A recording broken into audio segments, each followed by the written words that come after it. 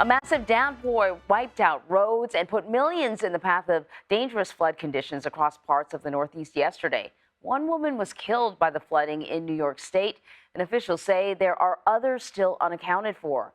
Errol Barnett is in New York with more.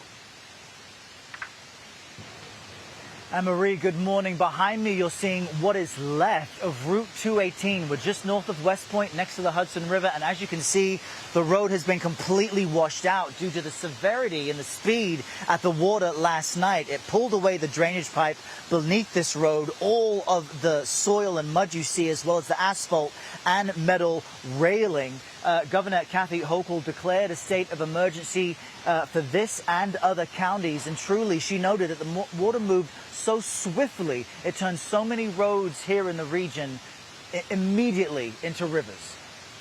Oh my God! Floodwaters rushed through the streets of Highland Falls, New York Sunday after torrential downpours dumped at least 8 inches of rain in the area. Neighborhood blocks here turned into rivers, while further south, the flooding left these rows of cars in Stony Point partially submerged. First responders rescuing dozens of people by boat. Similar scenes playing out across the Northeast. Roads and bridges buckling under the weight of water in Norfolk, Connecticut. The bridge on our property, it's basically floating on the water right now. If it comes up, I don't know, 3 or 4 more inches, the bridge will be gone. Outside Philadelphia, this driver was rescued after being stranded on a washed out road. Back here in upstate New York, rail lines weren't spared either. Water, mud and fallen trees have left train tracks either submerged or impassable, disrupting hundreds of thousands of commuters' trek into New York City this morning. Now, for today, for Monday, officials are warning residents in upstate New York to stay inside. Governor Kathy Hochul spoke to WCBS, that's CBS Radio, last night, and noted just the extraordinary speed at which all of this happened. And she said that there are still missing individuals, Anne-Marie, without specifying the exact number. It was just a horrific system that moved through here. Yeah, it sounds absolutely terrible. Obviously, the images tell the story.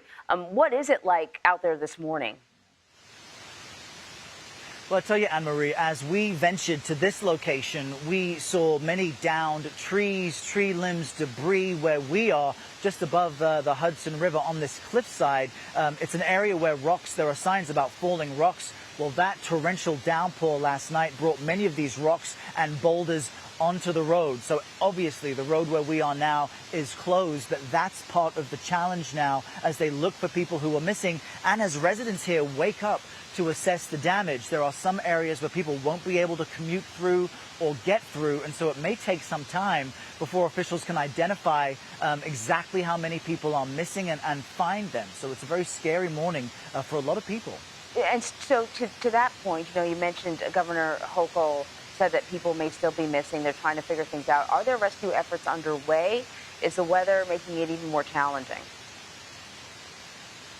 From what we understand, officials were waiting until daylight so they could get a better handle on exactly where to go and when. We know that over the weekend, they deployed as many assets as they could, including swift water rescue boats, as well as high axle trucks that can navigate in this type of terrain. So we'll get a better sense later today when they address the media and give us an update. But the problem, Anne-Marie, is that there's more rain and poor weather moving in. So if roads like this crumbled at the torrential downpour, you can imagine that there are other areas that are still soft and unsafe. So it will be a treacherous day ahead. And the other part of the weather story that we've been covering is the heat, that we've literally broken records, last week globally because it's so hot. The governor says people should stay inside. But I know when trees come down, usually power lines come down. That means no air conditioning. I'm just wondering, what, if anything, if there's anything being done to sort of plan for what could be a host of problems associated with the weather.